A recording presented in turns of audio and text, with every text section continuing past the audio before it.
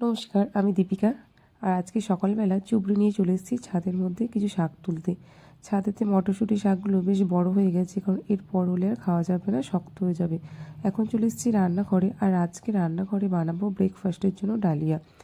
ওর মধ্যে অনেক কিছু সবজি দিয়েছি, পেঁপে, গাজর, আলু, বিনস এইসব দিয়ে একটু হবে। আর এই ডালিয়ার সাথে খাওয়ার জন্য বানিয়েছি কয়েকটা বেগুন ভাজা। আর এখন ভাজছি করলা, যেটা ভাতের তরকারির জন্য। আর এখানে আমি প্রেসারে মটর ডাল আর বেলুন ডালকে সিটি দিয়ে রেখে দিয়েছি, যেটা পরে সাদলে নেবো। আর ওই শাকটাকেও বেছে ধুয়ে একদম রেখে দিয়েছি, আর এর সাথেও রেখে দিয়েছি কতগুলো সবজি, যেগুলো শাকের সাথে চচ্চড়ি হবে।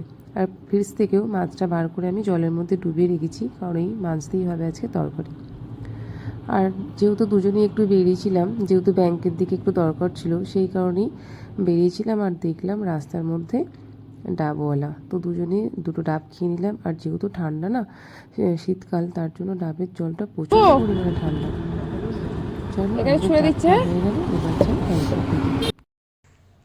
মনীষণাকে দেখো, মনীষণা শুকনো বাটি করে নিজেই মুড়ি নিয়ে চলে এসেছে, কেননা ওর আজকে পেটে লাগছে, কিছু খেতে পারবে না তার জন্য।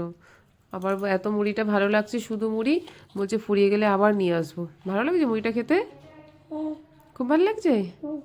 আচ্ছা, আজে বাজে জিনিস, দোকানের জিনিস খেতে বারণ করেছি তো, তুমি ওগুলো খাও কেন বলো? আর খাবো না বলো, আর খাবো না, কোনো দিন খাবো না। মনে থাকবে তো কথাটা? হ্যাঁ, আর ওইটা টিফিনটা নষ্ট হয়ে যাবে। এটা তুমি মুড়ি খাচ্ছ, আবার যদি আর খেতে ভালো না লাগে আবার ঢাকা দিয়ে রেখে দেবে, আর মুড়িটা তাহলে আর নষ্ট হবে না। হুম, চলো।